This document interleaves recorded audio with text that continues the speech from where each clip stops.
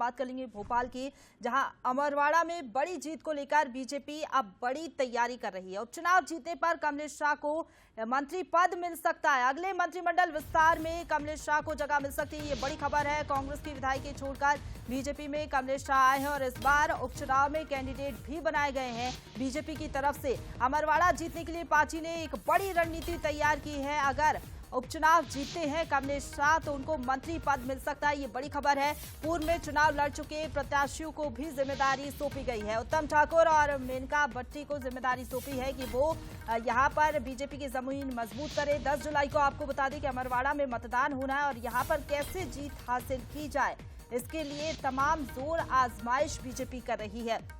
अमरवाड़ा में पिछली बार कांग्रेस ने जीत हासिल की थी और कमलेश शाह जब कांग्रेस पार्टी में थे तब वो यहां से चुनाव जीते थे, लेकिन वो बीजेपी में शामिल हुए। उसके बाद यहां पर उपचुनाव हो रहे हैं और कमलेश शाह अब बीजेपी की तरफ से उम्मीदवार है, कैंडिडेट है। ऐसे में अब एक खास और बड़ी रणनीति उपचुनाव को लेकर बीजेपी ने तैयार की है कि अगर कमलेश शाह यहां से चुनाव जीतते हैं, उपचुनाव में पार्टी को जीत हासिल कराते हैं तो उनको मंत्री पद मिल सकता है। और इसी खबर पर ज्यादा बातचीत के लिए सीधा रुख करेंगे, हमारे साथ executive director Manoj Saini ji live जुड़ गए हैं। मनोज जी, उपचुनाव में कैसे जीत हासिल की जाए, इसके लिए एड़ी चोटी का दम बीजेपी लगा रही है और ये बड़ी खबर है कि अगर कमलेश शाह जीतते हैं चुनाव तो उनको मंत्री पद दिया जा सकता है।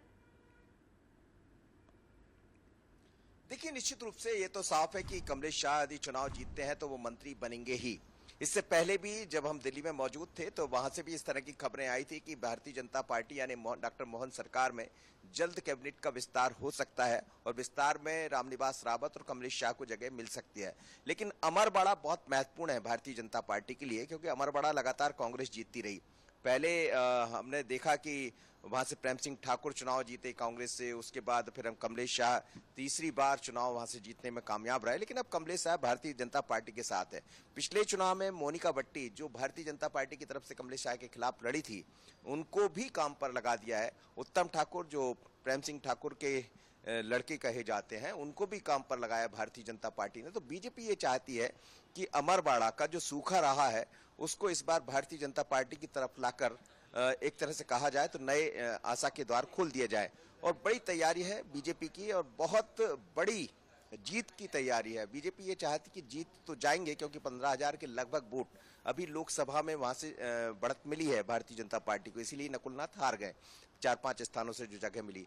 लेकिन उसको बरकरार रखते हुए एक बड़ी जीत की तरफ, और अमरवाड़ा से जैसे छिंदवाड़ा से बड़ा मैसेज बीजेपी ने दिया, वही मैसेज देना चाहती है कि किस तरह बीजेपी के साथ अब लोग हैं मध्य प्रदेश के, खासकर अमरवाड़ा के जनजातीय क्षेत्र के। तो कमलेश शाह मंत्री बनेंगे, ये तय है यदि चुनाव जीत कर आते हैं। और अब ये भी लगता है कि विधानसभा का जो उपचुनाव है अमरवाड़ा का, उसके बाद ही मंत्रिमंडल का विस्तार भी होगा।